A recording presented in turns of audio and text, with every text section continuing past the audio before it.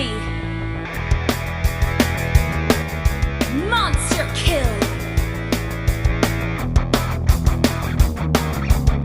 Godlike!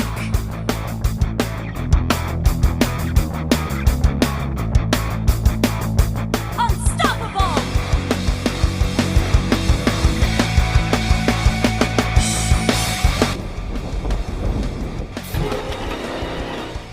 Bye, have a great time. Killing spree! Double kill!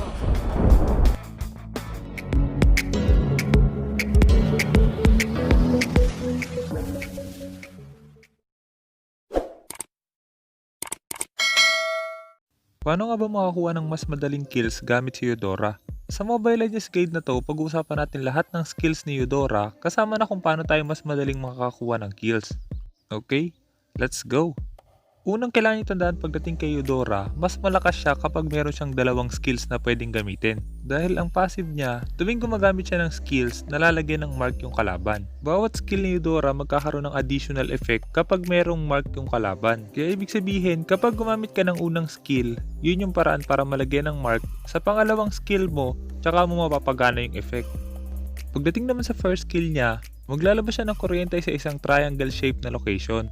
Malaki yung damage ng first skill niya, pero magkakaroon pa yun ng additional damage kapag merong mark yung kalaban. Pagdating naman sa second skill niya, may i-stun nyo yung target. Maliban doon, mababawasan yung magic defense ng kalaban na nakastun. At kapag merong mark yung target, yung stun na yun kakalat sa mga katabing hero. Pero dahil nga nagbabawas ng magic defense yung second skill niya, kaya mas magandang unahin gamitin yon bago ka mag first skill. Yun yung skill na kailangan mo para malagyan ng mark yung kalaban. Yun lang, mali pa ako ng na-stun. Ng flicker yan. Atay, nice one. Maaga nakalamang yung link natin. Pagdating naman sa emblem, ito yung emblem na gamit ko kay Eudora. Dahil nga more on burst damage yung skills niya, kaya maganda yung magic worship. Pagdating naman sa spell, pwede kayo mamili kung flicker o kaya purify. Kailangan nyo tandaan, walang pantaka si Eudora. Kaya napaka-importante na kapag cooldown yung spells nyo, hindi kayo basta-basta lumalapit. Pagdating naman sa laro na to, ang unang priority natin is magpa-level 4 agad. Once na level 4 na si Eudora, mas madali na kayo makakagank. Pagdating naman sa ultimate ni Eudora, babagsakan niya ng kidlat yung isang target. Pero kapag merong mark yung kalaban, magbabagsak ulit yun ng isa pang kidlat tapos kakalat pa sa mga katabi. Kaya ibig sabihin, mas malaki yung magiging damage nyo kapag merong mark yung kalaban na tinarget nyo ng ultimate.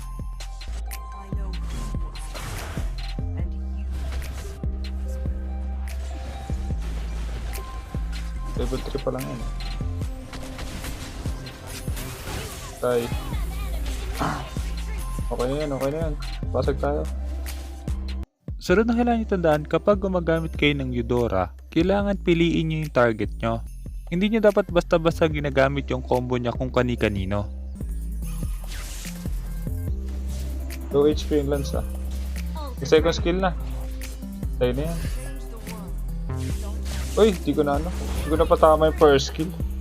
Pag dash out. Pwede pa yan ah.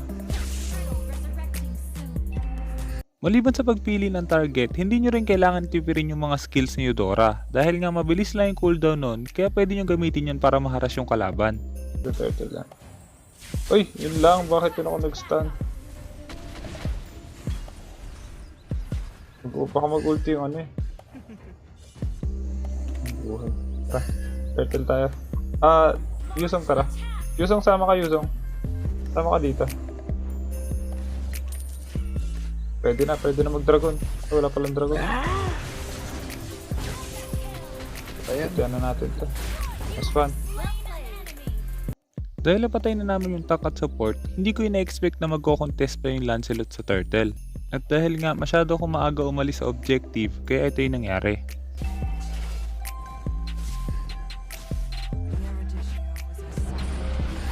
Nakuha ng lance. Ito na lang ah. Tayo natin yan. Tumayo na lang eh. Tumayo na lang siya.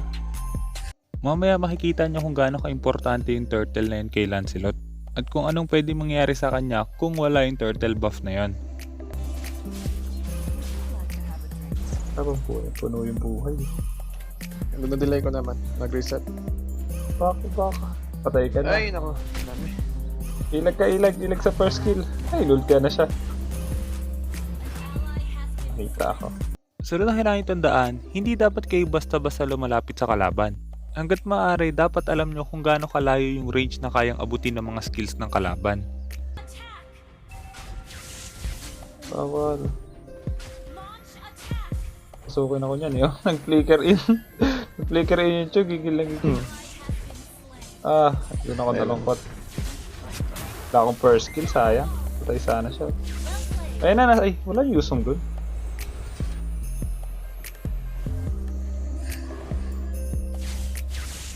Yan lang.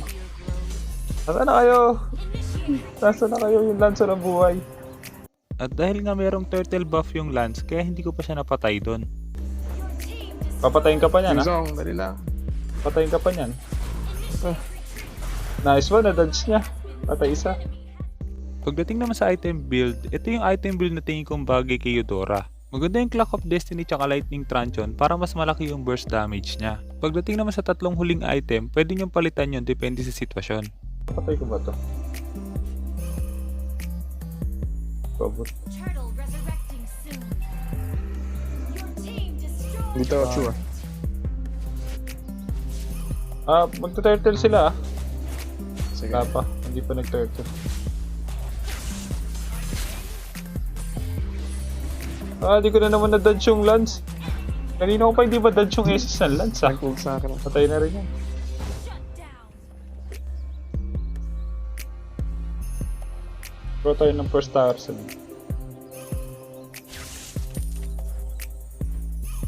Launch attack. Give life to life, not magic to life. Launch attack. Pasukin pa nila ako. Tara. Yun lang, nauli pa rin ako. Isa. Slain an enemy.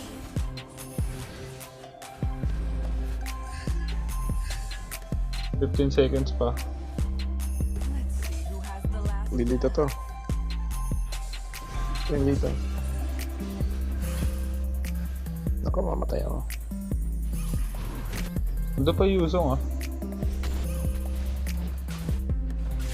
Wala na ako ngayon. Punot. Is not ready. Hindi ko na siya kaya patay ng magic defense pa yun. Kaya pala yun, magic defense pala. Yes pa. Ba't ako blue? Makunot siya sa akin, malambot siya sa kampi ko. The more your fear grows, Wala akong flicker. Pag dumating dito yung Lance, patay ako. Pero tayo yung Ruby. Ito yung Lance. change the world. Yan na. Tayo. Launch attack. Magigil tong Valir. Launch attack. Dito sa Counter daan. rin eh. Counter ka niyan eh. For the way. Kuha mo. Nice one. Uwi na ako. Ganun na. Kaso mamatay. Pwede na yan. Patay yung Lance. Ilang target ko eh. Pwede na ako mamatay. Ito pa. Patay na yan. Double kill. Last one. Pwede tayo mag-turtle ah. Change the world. Walang kalaban sa mid. Basag na rin ako. Tapos Punta ako mag-prantan sa tayo. turtle. Kaya na pala niya. Punta ako red. Kaka-red sila. Sige. Team destroyed a turret. Ano pala yung chew?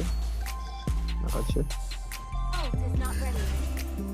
Wala akong buhay ah. Uwi ako ah. Back mo na pagkakuha ah. Lance lang talaga papatayin ko dito Ayaw na eh. daw ni ano eh. Ayaw pa-uwin. Pasag na ba? Sige. Nasa mid pala yung Lance. Sila nag-contest sa red. Nag-ult mag-isa. Kunin natin yung chew. Team destroyed a turret. Diyan na sila. Pa-win to. Diyan na sila. Life. Kailangan. Diyan sa baba. Namatay pala yung Uranus natin. Ay ano natin. Tamos. Ako lang naman ang ubusan ng skills.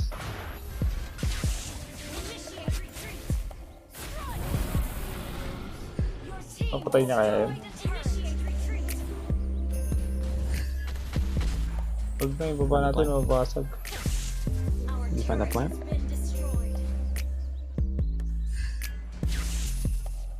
Ayoko na dito. Delikado ako sa mid. Patay na yung Ruby. Hindi na makakatakbo yan. Paano siya tatakbo sa link? Uli lang. Blue nila, ano? Isang blue nila, blue nila.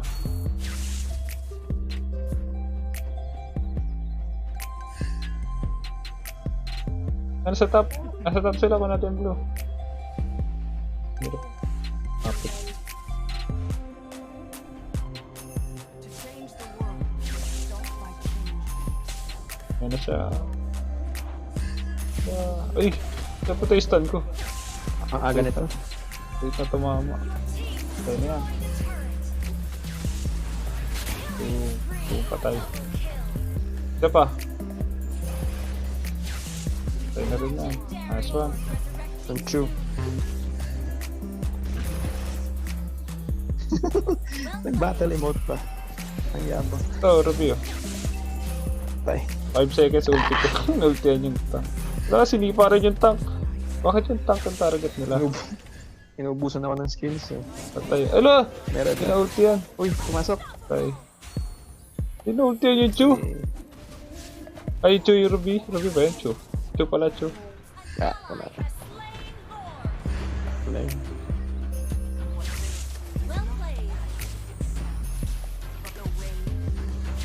Hindi papasok yan. Ayan sila lahat oh. Baka ko. Ultihan ako ng Atlas dyan. Dapat naman akong flicker.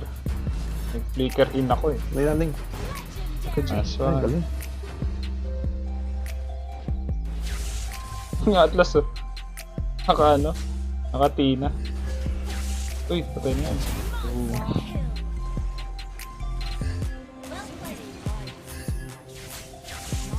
Lambot na rin. Nice one.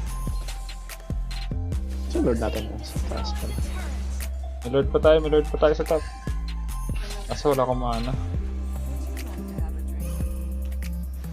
Your team destroyed a turret. Your team destroyed a turret. Ayun na, yun lang. Buti di siya nakadikit sa akin. Patay yung lance. Natay agad yung lance. Ayaw na, sabuko na yung ano. Sustain. Sana marami ka natutunan sa guide na to. At kung meron kang guide na gusto may pagawa, i-comment mo lang sa baba at susubukan kong gumawa ng guide tungkol doon.